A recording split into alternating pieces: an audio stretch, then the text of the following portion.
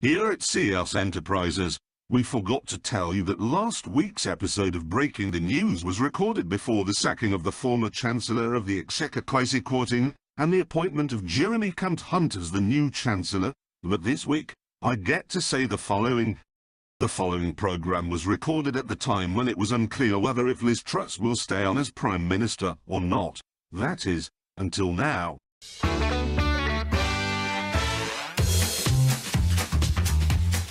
It's Breaking the News with Des Clark.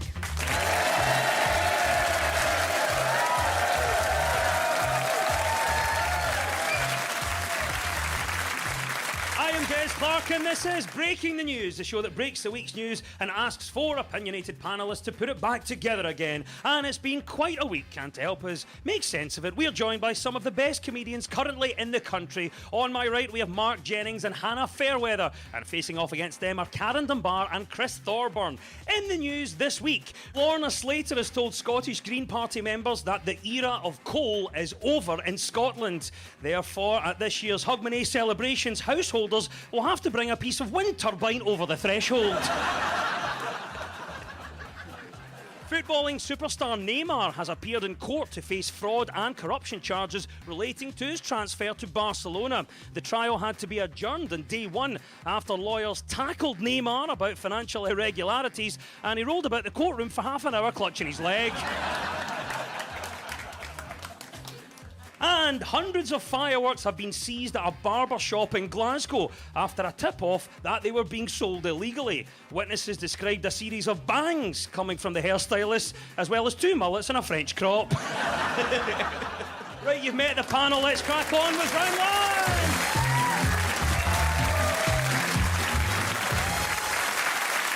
This is the Broken News round, where our teams usually have to guess the two major stories of the week, but let's be honest, there's only one story in town. So, Mark and Hannah, can you tell me what our story is, please?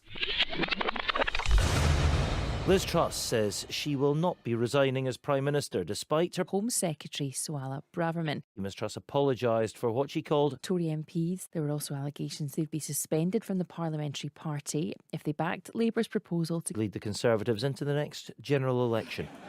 It is about the turmoil in Westminster currently ongoing. Yes, that is the right answer. It is indeed the ongoing crisis surrounding Prime Minister Liz Truss. Earlier in the week, she apologised for mistakes and pledged to lead the Conservative Party into the next election after her new Chancellor tore up almost all of her tax-cutting agenda. Then, in a day of drama on Wednesday, Home Secretary Suella Braverman quit, and there was anger and confusion following a chaotic vote on fracking. I should point out that we are recording this on Thursday, so who knows what will happen by the time this is on air, but I'd just like to take this opportunity to wish Prime Minister Michael Gove good luck. There we go, Mark. How do you make sense of this? What do you make of the last 7 days for Liz Truss? Well, I think she's going to look back on this fondly. Because, you know, this is really the high watermark of her career. You know, she's not going to lash you about the door and she'll be like, oh, remember when I was Prime Minister for like those 2 weeks that was past? What do you think about this, Karen Dunbar? What's your take in the last 7 days of Liz Truss? Aye, hello.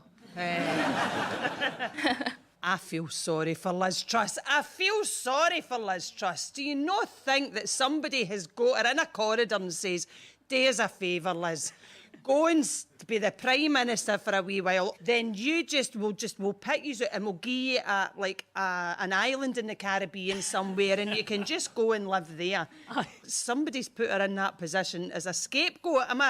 Is anybody, do you hate me for saying that? No? Anybody? Karen, see if you're really on Liz Truss's side, you should probably do a U-turn on that opinion.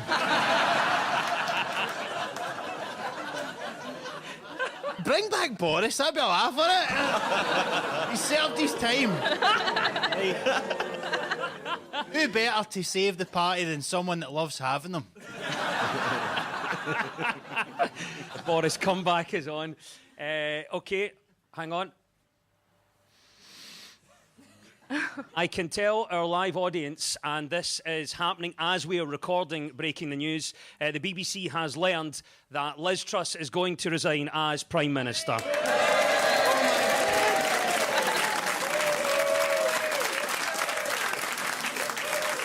Taxi to the Maldives. Taxi to the Maldives. For the first time in my life, I feel like a proper presenter.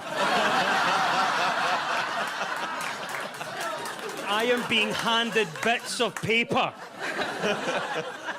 Believe it.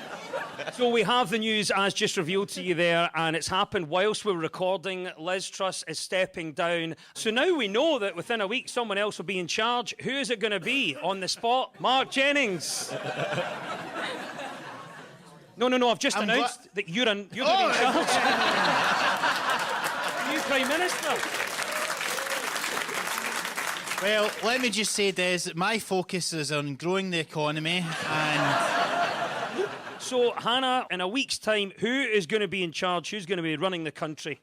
I mean, I think whoever it is, it's safe to say that it's just going to be exactly the same as this week and that it's not Liz. Yeah. Because that's what I find mad about all of the reporting. It's always saying, like, that Liz needs to regain trust. She needs to regain authority. Did she ever have it? I think I'm going to, like, start using that language in my own life. Like, I'm going to start saying, like, I need to regain millions of pounds. And hope that someone throws it your way. Exactly. Chris Thorburn, we're going to have a new Prime Minister within a week. Who's it going to be?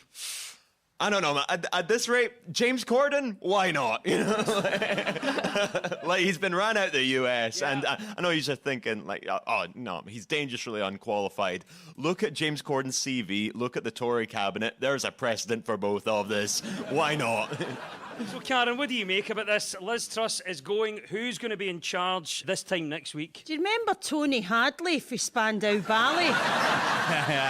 I like him. I just think he's a nice man. He's got good knowledge about gold.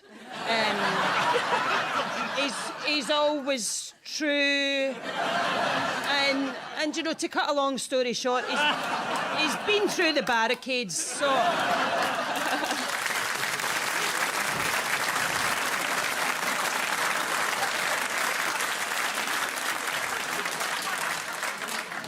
I love that. Shocking news. Hadley for PM.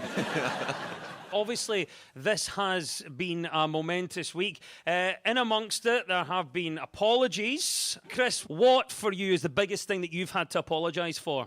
I feel like I need to come clean. You know how when you're on a train and you see those little power sockets and they've got that little sign next to them, phones and laptops only? I'm the reason those were put there. I brought a George Foreman grill onto a train. I was making a tidy wee side profit making paninis for the entire carriage until they shut my illegal panini racket down. I was like, 3 more meatball marinaras and this journey's paid for itself. Come on. It's been a run of dramatic exits. Mark Jennings, what would be your most dramatic exit? I tell you what would be a dramatic exit, right? I think with all the chaos going on right now, see if Scotland wanted to go independent, I don't think anyone would notice.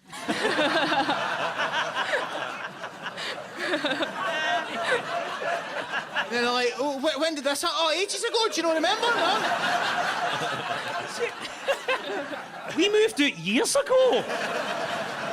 Oh, Hannah, what a week. So Liz Truss is stepping down, dramatic exit after dramatic exit. But what about you? Have you ever had a dramatic exit? I dramatically left a classroom once when I was a kid. I was being teased a lot when I was a kid, but like in a very tame way. Like notes would always get passed to me in class, and I told my mum about them, and my mum said that if it was to keep happening, best thing to do be just to tell the teacher about it. So I was sat in religious education once, and school nun was talking to us, and I get past this note, and this note says, you're an ugly virgin loser.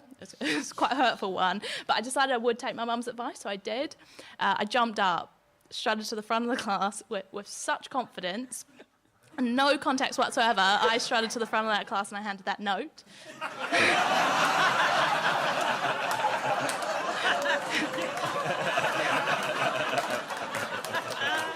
The school nun. The nun? Yeah. She said, what is this? And I said, my mum told me to give it to you. And then strutted right out. Oh, Karen, what a week. Oh.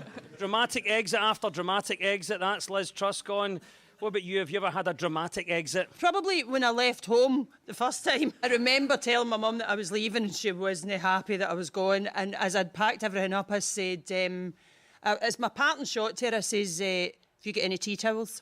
Do you know? She was raging and she went into the cupboard and she got 3 tea towels and she handed me them and she said, "You will rue the day you leave this house, my lady." Rue the... We don't get that anywhere. That you will rue the day you leave this house, my lady. And I took the tea towels, I whipped them off and I says, "I don't think so." 3 weeks later, back with a black bin bag full of washing. Well, that's all right, come back. She went, "Get it in the wash and get in your room." This week, King Charles admitted that he rarely watches the news. He says he finds it too depressing and likes it to be a surprise. Who turns up at his house on Friday afternoon?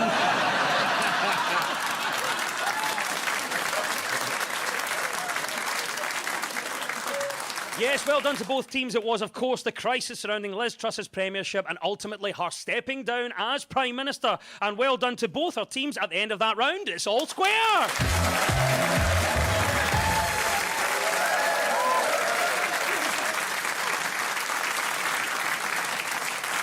Now, so much of our news is about public opinion, so this week to find out what people are talking about, we have spoken to writer, podcaster and former Bake Off contestant Michael Chakraverty and former Scotland women's football team captain Gemma Fay. So, Karen and Chris, what story do you think Gemma is on about here? I think this is a completely individual area and I personally hate the feeling of my mouth being coated in sticky, claggy stuff. I am a biter all the time.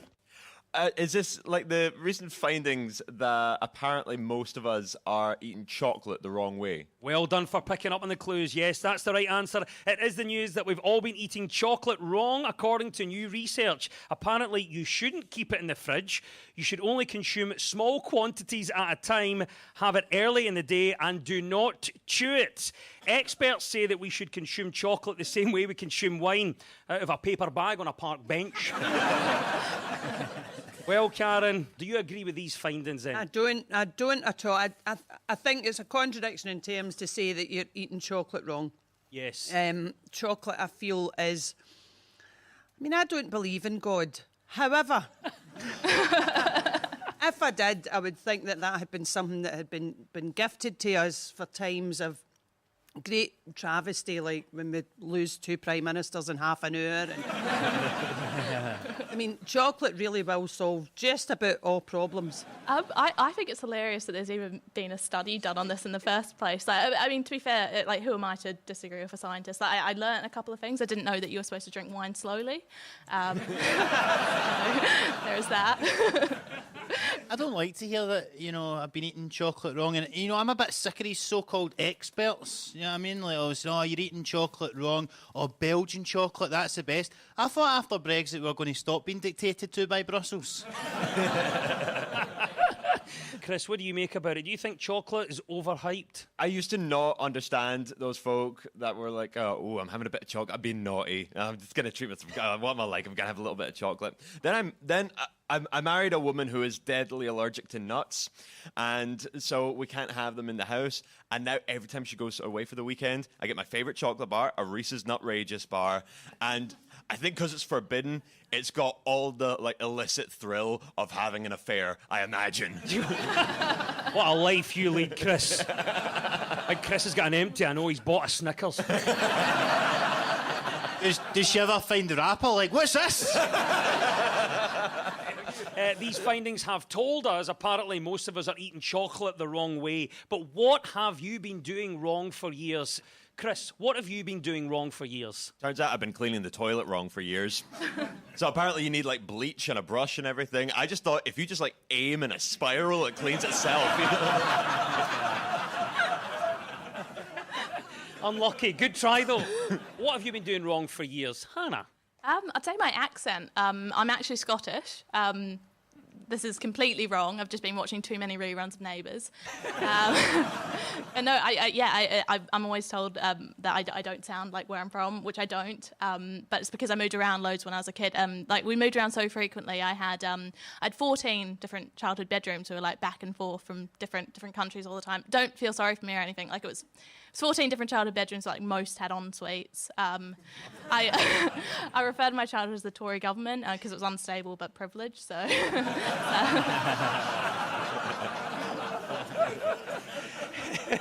Cadbury's famously claimed the flake was the crumbliest, flakiest chocolate in the world. Yes, but they'd never been given one of my granny's penguins for the back of the cupboard. Yes, the news we've all been eating chocolate incorrectly is the right answer. 2 points go to Karen and Chris. Now to you, Mark and Hannah. What do you think Michael is talking about here? I'm not fully sure what people are actually getting for all the money they're spending. I think obviously you have the main headliners, but overall, is it really worth all of that money? I don't think you could pay me £335 to go and lie in a tent in a field where I could be just covered in mud for 4 days. The increased prices of Glastonbury tickets. Yeah, that's the right answer. Well done, Hannah. We're talking about the rising ticket prices with the news that standard tickets for Glastonbury Festival have gone up by £55 to, including booking fee, £340. Organiser Emily Evis has blamed the increase on challenging times, saying they tried very hard to keep the costs down. Yes, the news that Glastonbury tickets are going to increase to £340. Childhood poverty, rampant inflation and financial ruin are just some of the acts taking to the pyramid stage this year.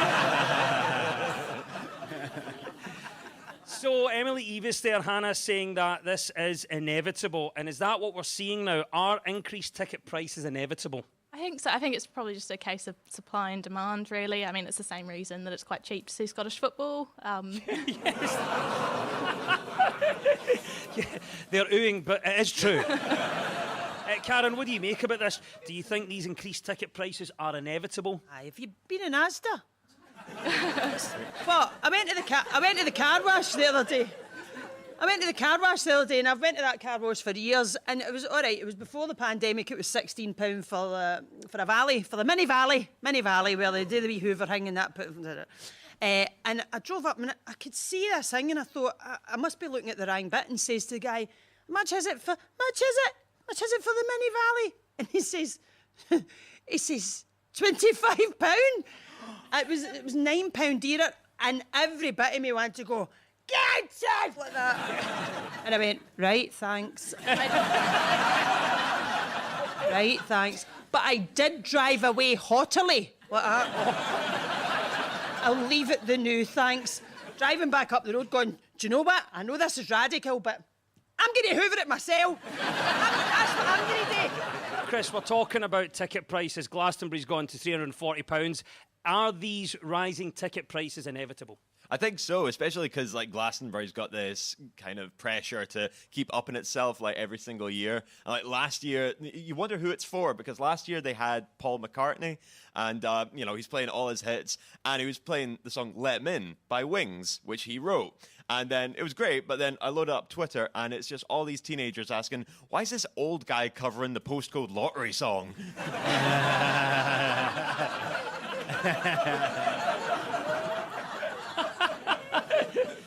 Because that's what you need to win to buy a ticket to Glastonbury.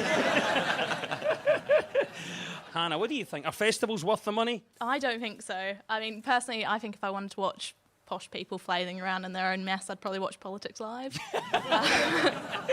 Different headliner every week.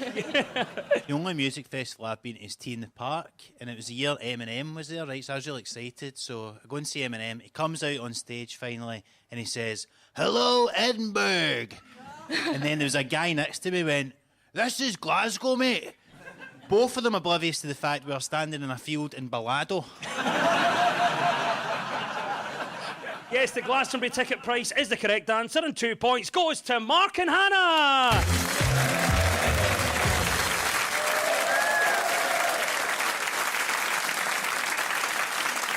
You're tuned to Breaking the News on BBC Radio Scotland with me, Des Clark. Now, this round is all about who's in the news. So I will play you a clip of a mystery person. All you have to do is tell me who it is. So Mark and Hannah, you're up first this time. Who is this? Too often, ministers have been evasive, and the truth has seemed to be optional. Misleading replies to questions invite disillusion. Outright lies breed contempt. It's the riveting tones of former Prime Minister Sir John Major. There we go. On a week of former Prime Ministers, here's another one. That is indeed former Prime Minister Sir John Major, who this week criticised the forthcoming series of The Crown, saying a scene which apparently depicts a plot to oust the late Queen was a barrel load of malicious nonsense. Netflix has defended the show, saying it is a fictional dramatisation that imagines what could have happened behind closed doors. What do you think then, Hannah? First of all, are you looking forward to the new series of The Crown? No. No. it's not for me either. I think personally, kind of again, if I wanted to watch posh people kind of saying inaccurate things, I'd watch Politics Live. Really up the viewers for Politics Live here.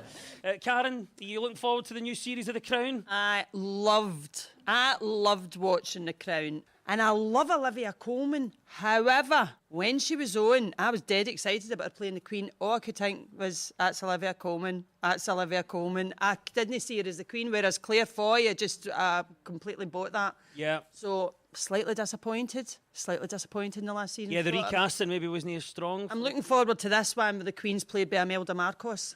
How we see all the shoes she's got. All the shoes. I'm being told in my ear, Des, make sure you tell him it's Imelda Staunton.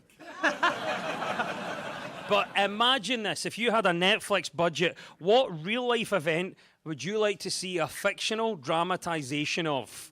Apparently Netflix are making a new series of Contagion. It's called The Margaret Ferrier Story.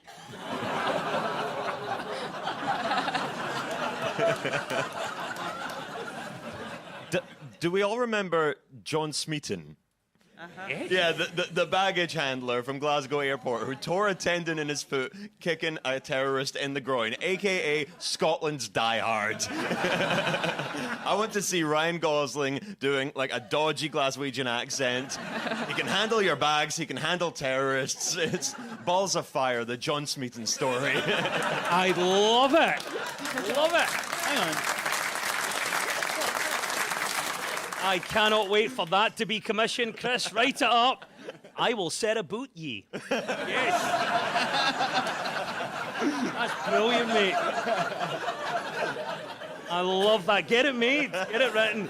Oh, that is great. Well done to our panel for that. Yeah, the right answer, of course, was Sir John Major. During his premiership, John Major was mocked for being old and out of touch. People couldn't imagine him down in a pint, dancing in a nightclub, or spending the night in with a curry. Well, he proved us wrong with the last one. Well done, 2 points to Mark and Hannah. That was, of course, former Prime Minister John Major. Right, to you, Karen and Chris, it's your turn. Who is this and why are they in the news? I think my mum and dad sometimes are like, but we're telling you the truth. You know, we're going to be hard on you. We're not going to sugarcoat it. You know, aye, but you don't have to say it's the worst song you've ever heard in your life. But Elton John and stuff been very, very helpful. They've all been very good, except from my parents. Is that Lewis Capaldi? It's the right answer, of course. It is Lewis Capaldi, who has announced a new album and European arena tour and said in interviews this week that his parents are his biggest critics. Karen, first of all, for yourself, are you excited about the new album? I love Lewis Capaldi. I've not heard any of his songs. I love his posters with the moobs and things. I think he's a great advocate for, like, just be who you are. I mean, I was listening to him there and listening to the way I'm talking, I'm like, I can't understand him. And I'm like, more of that, because the more he does that, the more I can do this. So I think he's brilliant. I do know his music. He's Great fantastic. laugh. Brilliant. We love him to bits, you're right. Hannah, what about you? Are you excited about the new Lewis Capaldi album? I am. I really like Lewis Capaldi. I also like that he's starting to provide more clarity about his family in interviews. I don't know if you know, the song Someone You Loved sounds like a beautiful romantic song, right? In an interview, he said that this isn't a romantic song and it's about his grandma. I just want to share a couple of lyrics. He says in this song, "This all or nothing way of loving got me sleeping without you." About his grandma? I actually was doing a gig in Glasgow recently, and just before I went on stage, I get told Lewis Capaldi's in the crowd. So I was quite nervous because I was like, not only is he like a big star as a singer, but he is a funny guy, and I'm like, I kind of need to try and prove myself to him, right? Which is a strange thing because like he's never doing some concert and thinking, oh, that comedian's in the crowd, he's some chanter. Lewis Capaldi says he's terrified about his new album coming out. But what was the last thing that terrified you? I recently terrified myself because I like to think I'm still young and vibrant. But then the other day, I was looking out the window and I just caught myself just saying to myself, oh, the nights are fair drawn in. Did you turn the big light off? I'm with you. But what was the last thing that terrified you, Mark Jennings? Looking at my gas meter. Yeah, this is the news that Lewis Capaldi's parents are his biggest critics. His first album, divinely uninspired to a hellish extent, was actually named after the family WhatsApp group. Well done. Singer Lewis Capaldi is the right answer, and 2 points go to Karen and Chris.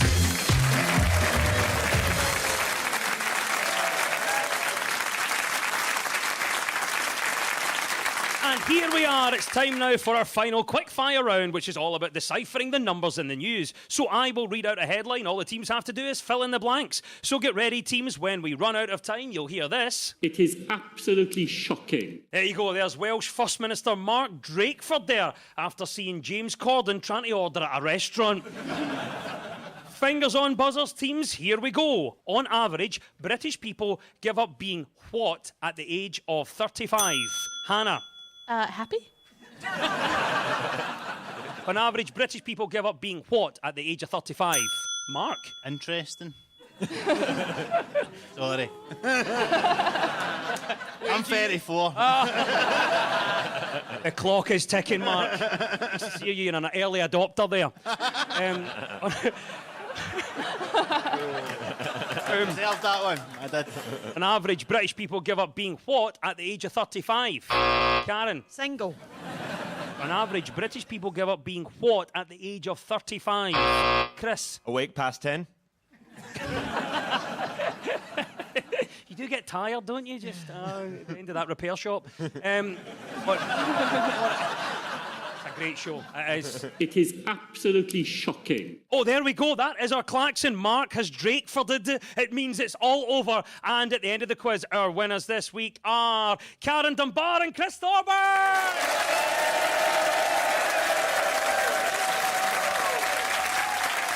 And heartfelt commiserations to Mark Jennings and Hannah Fairweather.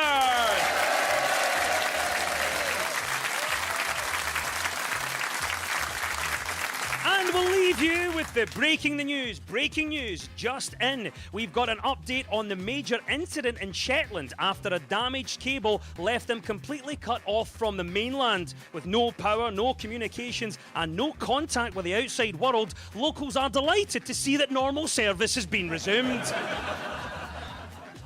Japan's oldest existing toilet, dating back hundreds of years, has been damaged after being rammed by a car. Experts say they'll try to repair it, but unfortunately it now has some nasty skid marks.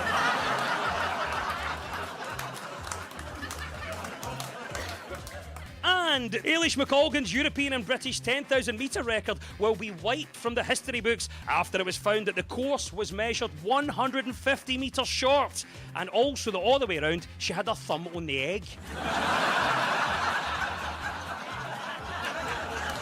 The news is broken. I've been Des Clark. Goodbye! I like pigs, they roll in poo, they make bacon. Don't forget the I like pigs, they roll in poo, they make bacon. Beef box.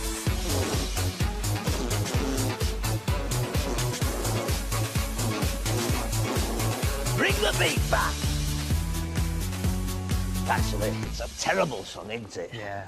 What a waste of 20 quid, bloody hell.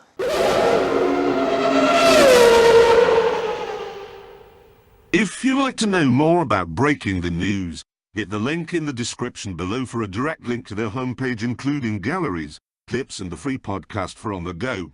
Or if you want to listen to previous episodes of the show that are not available on the podcast anymore, head along to the playlists section of the channel, and you should be able to find it from there.